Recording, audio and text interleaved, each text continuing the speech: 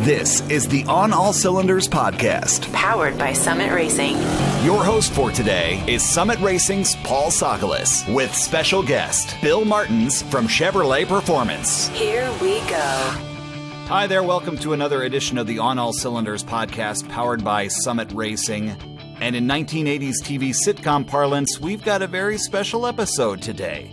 That's because we're doing this one in conjunction with Summit Racing's Performance Parts Expo. And joining me is Bill Martens from Chevrolet Performance Marketing. He's got some big news to tell us about, and I mean that literally as in big block. Bill, welcome to the show, and what do you got to tell us about? Paul, I'm glad that you found some time in your busy schedule to let me share with you some exciting news that we're going to have at SEMA. A little play on words, and you hit it right on the head. We've got the biggest news that we've had in a really long time at Chevrolet Performance, that we're introducing a 632 normally aspirated V8.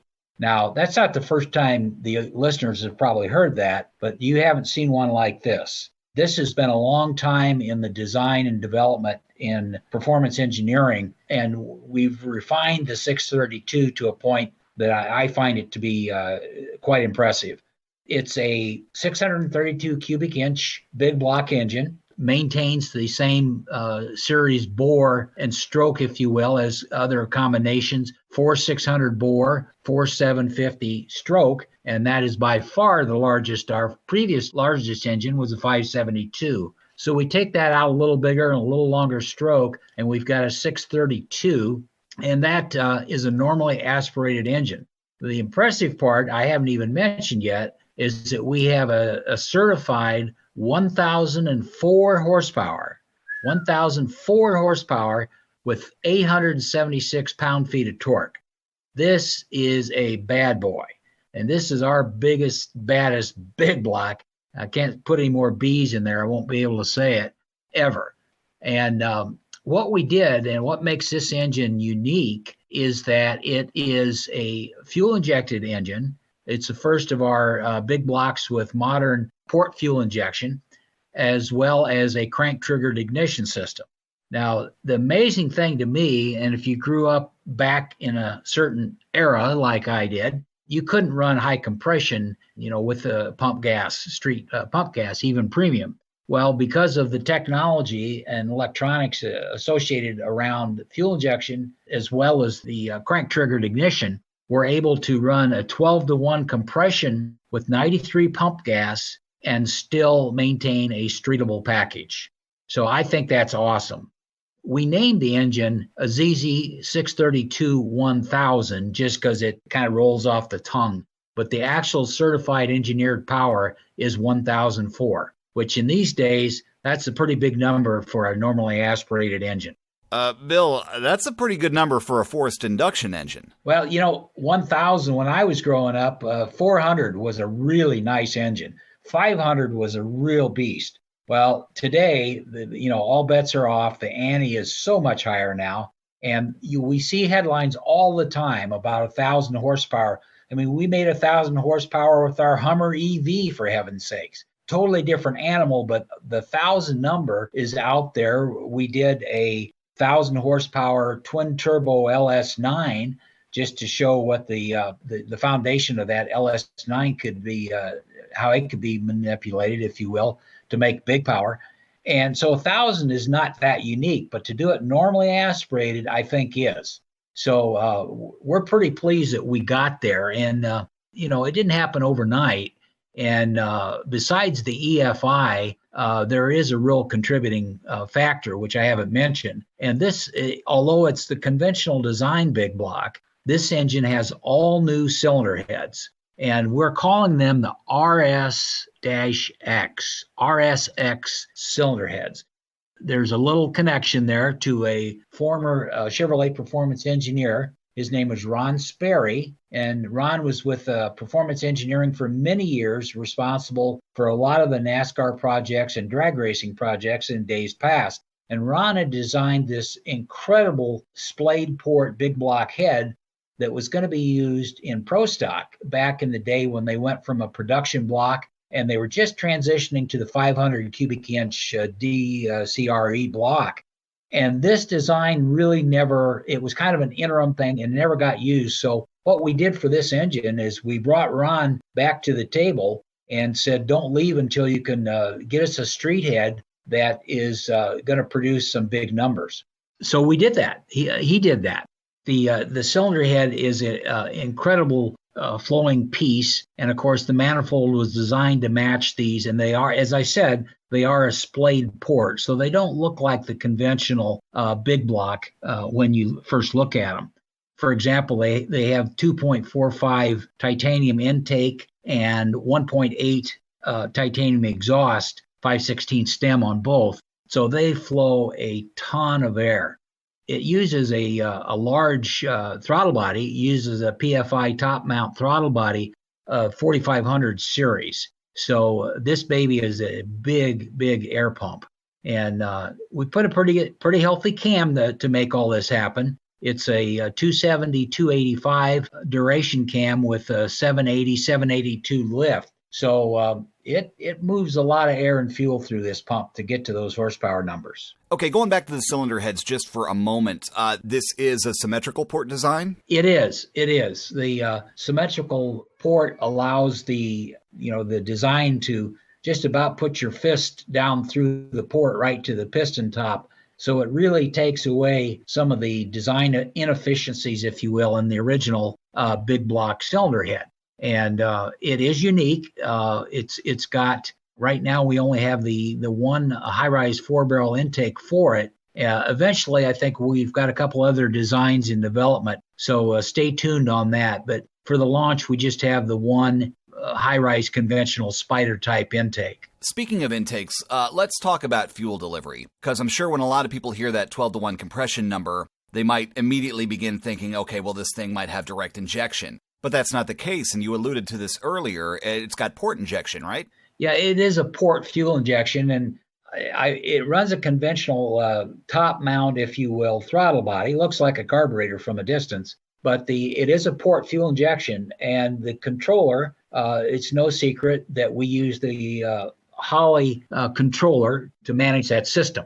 So the cal, of course, is dialed in in the crate, so to speak. So it's turnkey right out of the box.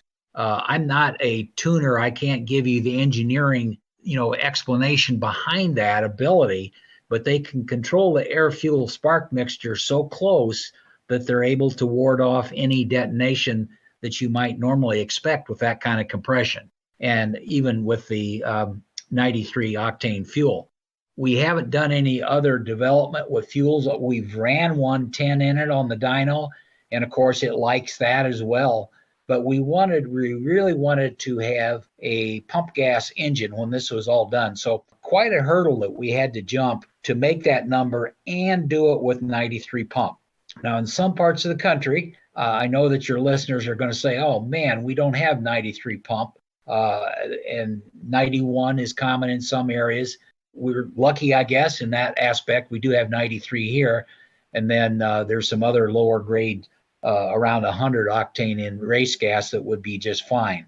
But I just want to emphasize that the numbers that we're talking about were on 93 pump. 91, we haven't really done enough I don't want to go there just yet as to what dialing back the tune would have to be on 91.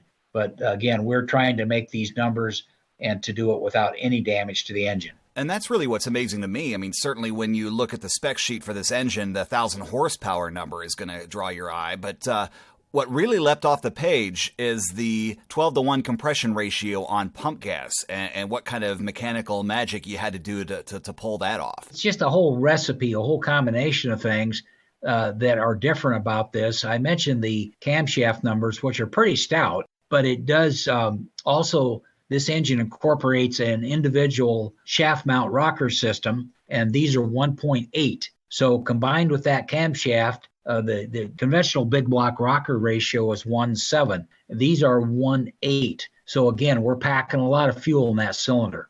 Before we move on, I want to draw the conversation back to something you said just a moment ago about the various octanes and fuel you were running it on. Did you ever get a chance to run this thing on E85? We talked about that actually just this week. I think that yes, we made our development goal, and now the job is, I guess the task at hand is we have to build and deliver engines. So I would be remiss if I didn't mention that we're no different than anybody else in the world today, that, we're restricted by a lot of supply chain issues. So we're going to start building this new engine in right after the show, early December, with the expectation that we'll have engines in the marketplace out around just shortly after the first of the year. I would imagine that as we go through different iterations and work on different manifold designs, we'll also do some E85 exploration, because I'm sure most of the listeners are aware that I believe that's over 100 octane. So there could be a good solution still at the pump on that. But the one thing, this engine comes with a 2-year 50,000 warranty, just like our other products. So we have to be able to stand behind it. Yeah, I just had to ask that E85 question because, the minute this ZZ632 gets out into the wild, so to speak, the builders, racers, and tuners out there are gonna try it. I have no reason to think it won't run just fine. It's just that I can't speculate on what we might see. I have my own feelings that I think it would be pretty impressive. I think it would be really good numbers out there. We just didn't, in our quest to get everything to market, we didn't have time to run alternate testing on that. Yeah, I'm kind of excited myself to see what kind of numbers people will be able to make when they start running those higher octanes. But let's take a step back and get a little bit more philosophical here. Why did Chevrolet Performance decide to stick with the naturally aspirated big block engine here, when it seems like a lot of the performance world is starting to steer more and more towards forced induction like turbocharging or supercharging? Well, I think that we get probably everybody has goals, and as the designer of the original Bowtie portfolio, we have a stake in all three families: the small block, the LSLT family, and of course the big block. And as the originator and the designer of each one of those, we feel we kind of have an obligation to get to the pinnacle of the development of each family. Well, the last few years, the LS and now LT engines have proven to be quite efficient and quite capable of delivering big power with power adders. And from a heritage standpoint, there's an awful lot of folks of a certain age out there that still have muscle cars, that still have swapped out hot rods that have big blocks, because there's no replacement for displacement, right? And in this case, we felt that the big block had kind of needed a little bit of love, maybe is the easiest way of saying it. And we felt there was an option available to us that most people couldn't take advantage of, or couldn't spend the time, the return on investment to develop this is just not available to a lot of smaller aftermarket companies. So we thought that what we've learned with late model engines and cylinder head development, we just applied some of that technology along with the electronic ignition controls. So basically it boils down to we're able to optimize this engine. And, I'm sure that we'll probably find out more as we develop other manifold combinations. We know it'll make 1,000 plus. And I think for today's bragging rights, we're in a good place. Well, that leads me to my next question. You mentioned just a few seconds ago, Chevrolet Performance has a desire to reach the pinnacle of performance for each of the engine platforms, LSLT, small block, and big block. Does the ZZ632 represent kind of like the last hurrah, the pinnacle of Chevy big block performance from the factory? Well, that probably would be a little presumptuous of me to say that, because frankly, who would have thought we'd ever do this? A lot of people thought we'd probably given up at the 572. This has been kind of a personal goal of mine for several years. We have to work within the limitations, the physical limitations of the block and the rotating assembly. So I don't see, we're not going to go to a billet block. We're not going to do that 900 cubic inch, moving cylinders around. We're not going there. We wanted to go with the basic architecture and optimize it. So again, taking the tools that we had, I think that was our goal. And frankly, we've achieved it. So to answer your question, Paul, I don't see that my cloudy crystal ball doesn't see this going, any bigger. Rather, I would expect more refinement. We introduced about 30 days ago, this is the second big block announcement we've had this summer. We announced that we have a 572 Copo engine for our Camaro factory stock Copo. So that was the first hint that the big block was back. And for those of us of a certain age, the original Camaro with the big block was pretty cool. That was the ultimate back in the 67, 68 era. And here we are, fast forward to a Copo car that now has a big block in it. So the 572 with, modern technology, modern ignition, port fuel injection, snorkel type intake, that's going to be out on the racetracks of America this coming year.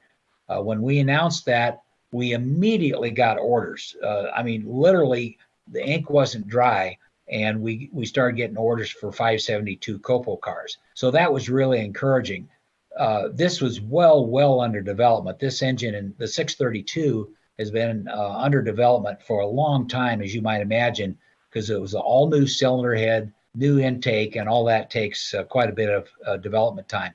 So circling back around to your question, I don't know how far we'll take the development of this, again, because we typically have to stand behind this to a warranty level that most aftermarket people don't. So with that in mind, we're not going to take it to the razor's edge, if you will. But I think we've got a good start. I think 1,000 horsepower will satisfy an awful lot of folks out there. Yeah, if you got to plant a flag, 1,000 horsepower is not a bad mountain to put it in. It's not bad. And it is a big engine. I'll not shy away from that.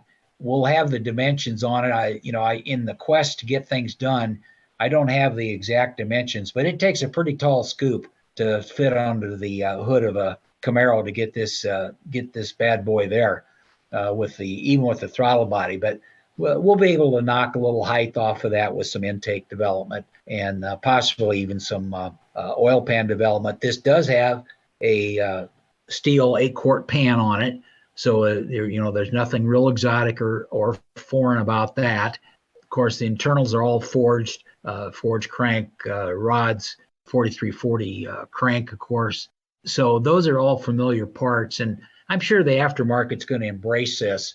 The other cool thing about this engine I didn't mention is that the ignition, is very unique. We took advantage of the tall deck design and put the ignition coils underneath the manifold. They're in the valley of the engine. So there's a purpose-designed tray, if you will, for the tall deck, and you put all 8 coils tucked neatly away under there, and it makes for a very, very clean sanitary package. We have developed a design for standard deck engines. We'll have the same tool, the same coil near plug tray to put the coils in the valley of standard decks as well. So I think between the cylinder head development or taking the new heads on current blocks really is going to open some opportunities up out there for the old big block fans. Oh, that really is cool, tucking the ignition coils in the valley like that, which makes me think of the folks that LS swap their 60s era Chevelle or Camaro. You pop that hood, you see those coil packs, you immediately think, oh yeah, I got an LS swap in here. But for folks wanting to pull off an old school aesthetic, that might be a pretty handy feature. Well, if you want to think about that, it has no distributor, of course. It has a converted 58X on the front cam gear. So you'd have to do several things to kind of fake that, but I'm sure somebody will. But we've got an all new set of valve covers, which is also going to be available for some of the other big block engines, some die cast 632 covers that leave no doubt about what this engine is. So very distinctive, like everything, not for everybody, but if you want to make a statement, this is going to be the tool to use. You talked briefly on engine fitment given the size of the block and the height of the manifold, and you also talked about the redesigned cylinder heads, which makes me kind of wonder about headers. Will off-the-shelf big block Chevy headers bolt right up? Well, they use the standard exhaust ports, if you will, So from that aspect, yes, it uses a conventional header flange pattern.